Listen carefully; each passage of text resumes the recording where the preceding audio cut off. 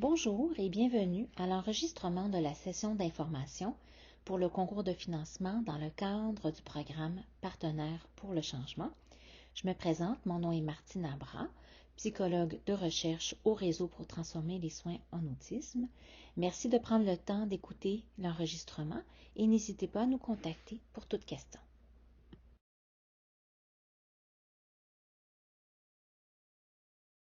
Où je vais peut-être vous donner un petit aperçu pour ceux qui ne connaissent pas le réseau de quels sont nos grands champs d'activité. Donc, si on passe à la mission du RTSA, c'est vraiment une mission, la mission du réseau de recherche qui vise à rassembler et mobiliser les acteurs de la recherche en autisme et en neurodéveloppement à travers le Québec, avec l'objectif vraiment d'améliorer la qualité de vie des personnes autistes ou ayant une autre condition neurodéveloppementale ainsi que leur famille. Donc, c'est un réseau qui est financé par le Fonds de recherche du Québec en santé. Et on a, depuis le début là, de la mise en place du réseau, aussi une participation de différentes fondations qui ont contribué à bâtir le réseau et ses activités aussi. Donc, pour vous donner un petit aperçu sur la prochaine diapo de qui sont nos membres, on a trois grandes catégories de membres du réseau. On a les membres chercheurs, qui sont vraiment des chercheurs ou chercheurs cliniciens affiliés à une université au Québec dans le domaine de l'autisme ou du neurodéveloppement. Ensuite, on a des étudiants. Dans cette catégorie-là, on compte vraiment les étudiants deuxième et troisième cycle, donc à la maîtrise, au doctorat et les stagiaires postdoctoraux, toujours travaillant dans des champs de recherche en lien avec la thématique du réseau. Et ensuite, on a les membres associés. Alors ici, on retrouve les cliniciens, le personnel de recherche, les étudiants en premier cycle, les professionnels, décideurs, gestionnaires, des personnes autistes, leurs familles, des organismes communautaires. Donc, on a vraiment ici nous, on appelle les membres de la communauté qui sont autour dans notre réseau.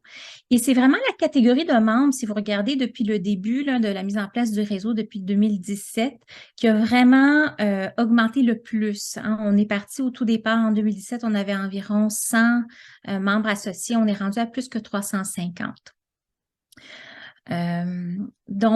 Ensuite, pour vous donner les trois grands objectifs du réseau sur la prochaine diapo, sont des objectifs de découverte, donc de recherche.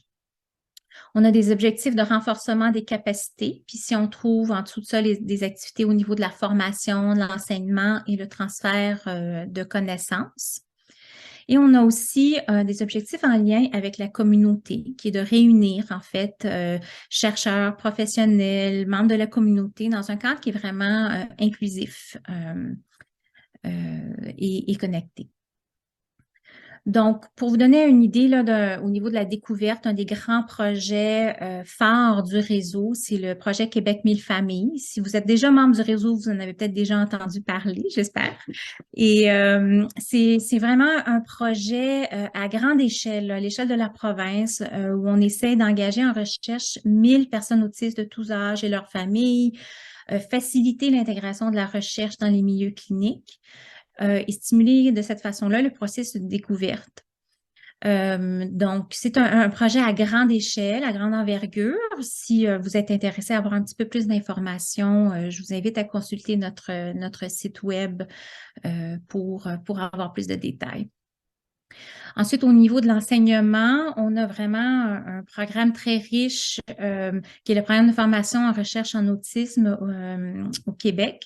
L'idée ici, c'est de vraiment former la relève de recherche en autisme et en neurodéveloppement avec une série d'activités enrichissantes. Donc là, on est en train de connecter les étudiants partout dans différentes universités et centres de recherche au Québec par l'intermédiaire d'activités concertées, des bourses, des programmes d'apprentissage immersif et ainsi de suite. Ensuite, donc pour revenir plus au niveau de la communauté, ici les priorités pour nous, c'est vraiment l'engagement en recherche, d'augmenter le contact avec la recherche et la communauté. Donc, on veut faciliter la communication et rendre l'information scientifique accessible pour tous. promouvoir le rôle et l'impact que peut avoir la recherche dans la communauté et aller vraiment rejoindre le grand public avec des activités qui font la promotion de l'inclusivité. Donc, pour à la prochaine diapo, je voulais aussi mentionner dans ce contexte-ci, on a mis sur pied le comité d'engagement auprès de la communauté, qui est un groupe de chercheurs, d'étudiants, de membres de la communauté qui travaillent à faciliter l'engagement pour le réseau là, auprès de la communauté en organisant différents événements et des activités à l'échelle du réseau. Donc là, j'en viens vraiment à parler plus du programme partenaire pour le changement. C'est un programme, en fait, ce qu'on a voulu faire, c'est vraiment mettre sur pied sur la prochaine diapo une initiative structurante qui facilitait justement l'engagement des membres associés. On voyait, comme je vous disais au début, une augmentation, une volonté de différentes parties prenantes d'être membres du réseau. Fait qu'on voulait offrir en fait une initiative qui engageait ces personnes-là, ces membres-là, et qui pouvait aussi identifier des chercheurs en tant que partenaires de la communauté pour justement atteindre des objectifs et des besoins qui émergent de la communauté. Donc, l'idée avec le programme, c'est de faciliter et soutenir les partenariats de recherche communauté, promouvoir le rôle de la recherche dans les initiatives communautaires avec un potentiel d'impact concret dans la vie de tous les jours, et aussi pour faciliter l'utilisation des connaissances issues de la recherche au bénéfice de projets et d'initiatives de la communauté. Donc, en 2021-22, on a mis sur pied le programme et je ne passerai pas beaucoup de temps là-dessus. Il y a d'autres initiatives, juste pour que vous sachiez que ça existe, qui financent aussi, qui encouragent ce genre de partenariat communauté recherche. Donc, c'est sûr que nous aussi, on a regardé ces programmes-là. Je vous laisserai aller voir vous-même sur les sites Internet si vous voulez un petit peu plus d'informations. Ce qu'on a fait aussi, c'est qu'on a vraiment organisé un processus de consultation avec plusieurs partenaires de la communauté pour vraiment s'assurer que le programme s'alignait vraiment avec des objectifs qui venaient des milieux finalement et de la communauté. Donc, on a lancé le premier programme de financement l'année dernière. Il y a 4 projets qui ont été financés. Ils sont mentionnés ici. Et si vous voulez plus d'informations sur les différents projets, allez voir sur notre site Internet. On a une description des différents projets. On est chanceux aussi d'avoir autour de la table aujourd'hui des personnes qui ont justement reçu le financement l'année prochaine. Donc, si jamais vous avez des questions ou quoi que ce soit sur leur expérience à la fin de la présentation, je ferai la présentation un petit peu plus formellement aussi.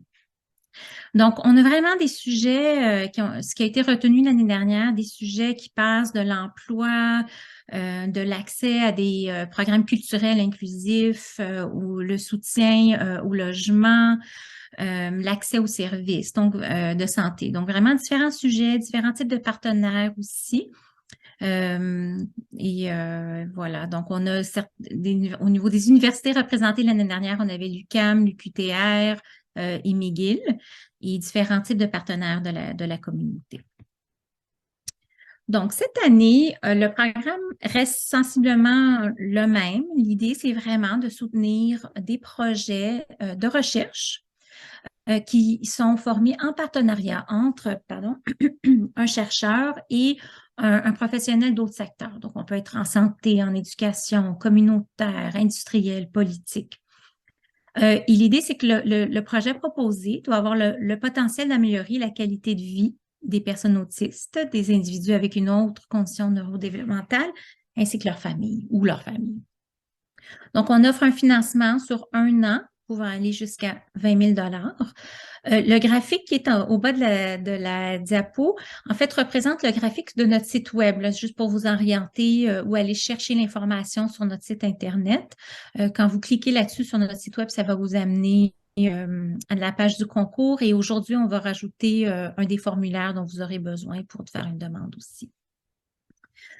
Donc, à la prochaine diapo, pour donner un aperçu du concours. Donc, vraiment des critères d'éligibilité vraiment de base là, pour être admissible au concours, c'est d'avoir une équipe avec un chercheur qui est dans une université ou un centre de recherche québécois et un expert du secteur non académique, comme je viens de le mentionner. Si le chercheur n'est pas actuellement membre du RTSA, on invite cette personne-là à se joindre au moment de soumission de la demande. Cette année, on aimerait vraiment encourager l'ajout de co-demandeurs étudiants. Je vous mentionnais un petit peu plus tôt qu'un des grands objectifs du réseau, c'est justement de former et préparer la relève en recherche et c'est vraiment une belle expérience d'apprentissage de pouvoir s'impliquer directement dans ce genre de projet-là. Ce n'est pas obligatoire par contre, mais on l'encourage. Donc, le projet proposé doit avoir vraiment un volet qui contribue à l'avancement des connaissances et aussi répondre à un besoin reconnu dans la communauté. Donc, on veut vraiment quand même des projets de recherche qui soient soumis, mais qui sont vraiment ancrés dans des besoins dans la communauté. On demande aussi qu'il y ait une intégration de la perspective des personnes ayant une expérience vécue, soit dans la conception ou la réalisation du projet. Ici, on parle d'avoir une approche de recherche partenariale. Et aussi, on veut que le projet ait un potentiel de produire des changements concrets pour les personnes autistes, les personnes ayant une condition neurodéveloppementale connexe, et leur système de soutien. On invite les candidatures de partenariats qui sont déjà en place, bien ancrés, déjà peut-être des projets qui sont en cours, mais on aimerait soumettre un nouveau projet. Mais aussi, on aimerait donner la place à des candidatures où on est en train de travailler sur le développement du partenariat. Donc ça, c'est aussi admissible de proposer des activités justement pour prendre le temps de bâtir un partenariat, surtout si ça encourage des partenariats durables par la suite. Et en plus du soutien financier dont je parlais auparavant, le programme va aussi offrir des opportunités de réseautage, de communication, de soutien à la diffusion des connaissances. Donc, comme exemple, la promotion des projets dans notre infolettre, sur notre site web, les canaux de réseaux sociaux, et ainsi de suite. Donc, pour le processus de demande, on a vraiment une première étape obligatoire qui est de soumettre un formulaire de lettre d'intention. C'est ce formulaire qui est va être disponible à partir d'aujourd'hui sur notre site Internet. Ça nous permet de vérifier justement les critères d'éligibilité pour le programme. La date limite pour soumettre, ça, c'est dans quelques mois, c'est le 20 avril 2023. Suite à l'évaluation de l'éligibilité, ceux qui sont éligibles vont recevoir ensuite le formulaire pour la demande complète qui sera à remettre le 25 mai 2023. On espère ensuite l'évaluation des demandes et ainsi de suite se passerait en été et le début en fait du financement commencerait en septembre 2023. D'accord?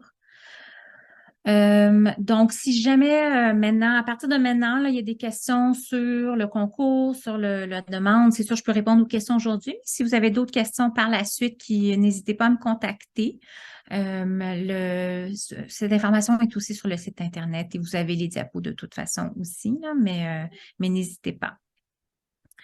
L'autre chose que je voulais mentionner, c'est que si vous êtes dans une situation où vous avez justement une idée de projet, mais pour l'instant, vous n'êtes pas lié à un chercheur ou une équipe de recherche, on vous invite à nous contacter à travers justement en cliquant sur notre site web sur le graphique bleu. Ça vous amène à un formulaire à remplir. Et ensuite, on peut vous contacter puis prendre un petit peu plus d'informations sur votre idée, vos besoins et ainsi de suite, puis voir qu'est-ce qu'on peut faciliter par la suite.